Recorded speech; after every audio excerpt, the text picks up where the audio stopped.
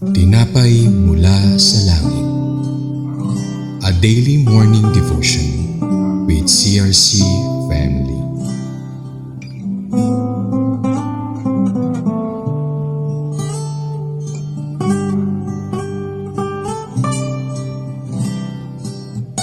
Mapagpalang umaga po sa atin lahat mga kapatid. Ako nga po pala si Brother Edison Makua, isang kabataan ng CRC Antipolo Daughter Church. Samahan niyo po kami sa ating programang Tinapay mula sa Langit, ang pang-araw-araw ng debosyon sa salita ng Diyos. Ngayong umaga, ang Bible text na atin pong tatalakayin ay makikita sa aklat ng Deuteronomio chapter 6 verse 6 to 10. Bago po natin basahin ang atin pong pag-aaralan, tayo po muna ay manalangin. Panginoon, pinakadakila sa lahat at makapangyarihan. Panginoon, kami po ay lumalapit sa inyo sa umagang ito. Kami po ay humihingi ng patnubay at gabay sa amin pong pag-aaralan na inyong mensahe. Panginoon, itago niyo po ang inyong mensahero sa inyong likuran upang ikaw po mismo ang makita at magmanifest sa kanyang bawat sasabihin. Ganon din po sa mga makikinig, dalangin po namin na biyayaan niyo po kami ng pusong mapagsunod sa inyong mga utos. Kayo po nawa ang maitaas sa buong araw na lahat ng aming gagawin sa pangalan ng aming Panginoon at Diyos na si Jesucristo. Amen. Ang atin pong title ay The Continual Reminder of the Law.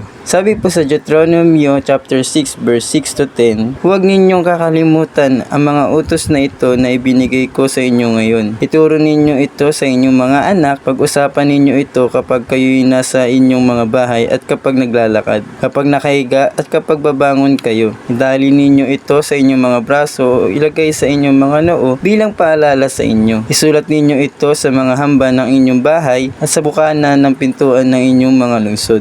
Bibigyan ko po kayo ng kaunting kaalaman about po sa aklat ng Deuteronomy. Ito po ay mula sa Greek word na ang ibig sabihin po ay second law or repeated law. Ito po ay ikalimang aklat at huling aklat ng Torah na it means the law of God as revealed to Moses and recorded in the first 5 books of the Hebrew Scriptures, the Pentateuch, in Judaism. Punta naman po tayo sa background. Ang background po ng Deuteronomy chapter 6 ay patungkol sa kung paano natin mamahalin ang Diyos at ang mga utos na may pangako niya. Kung susundin lamang po natin ang kanyang mga utos, in short, pagsunod na may kalakip na pangako. Ano po ba yung pangako ng Diyos na iyon? Ito ay yung ikaw ay giginhawa at hahaba ang iyong buhay sa lupa. Sabi po sa Ephesians chapter 6 verse 3, at ito ang pangako, giginhawa ka at hahaba ang buhay mo rito sa lupa. Ang Diyos po ay tumutupad sa kung ano ang sinabi niya. Ang pagsunod ay isang mahirap na hakbang, ngunit tayo ay tutulungan ng Diyos kung paano natin ito mapagtatagumpayan. Ang nais lamang po ng ating Diyos ay maglingkod sa Kanya kahit na may pagkukulang tayo sa Kanya, siya pa din ay tapat sa anumang oras at panahon.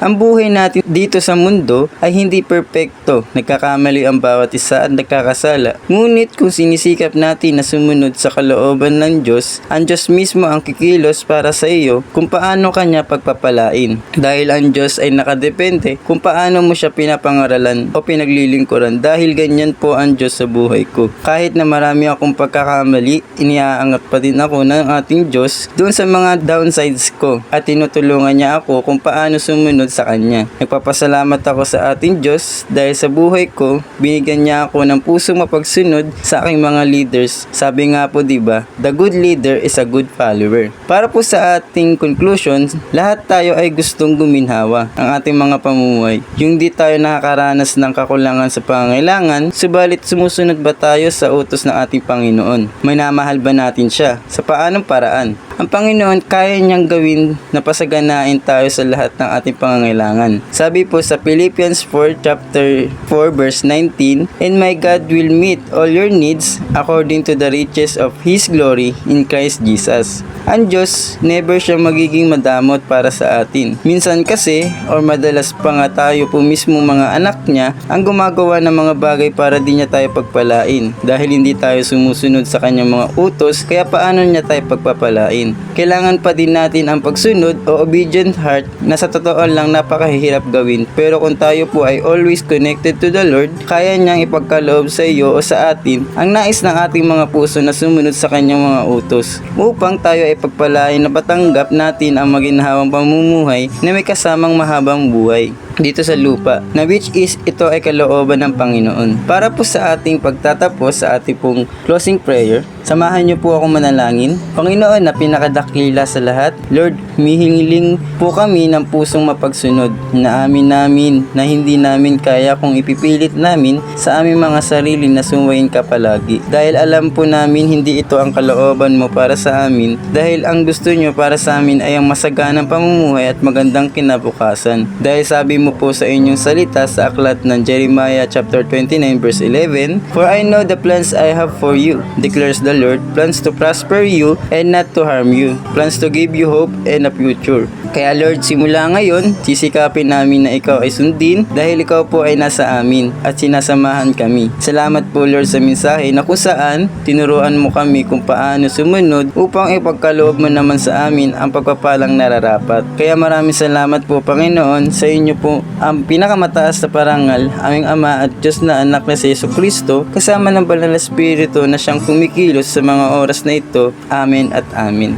Maraming salamat po sa inyong pakikibahagi sa pakikinig sa atin pong programang Tinapay Mula sa Langit. Muli niyo po kami samahan bukas sa ganap na 5:30 AM para po sa ating pang-araw-araw na pagbubulay-bulay sa salita ng ating Panginoon. Malaya din po natin itong i-share sa ating pong mga kaibigan at pamilya upang tayo din po ay pagdaluyan ng pagpapala. Muli po, isa po mapagpalang umaga and God bless us all.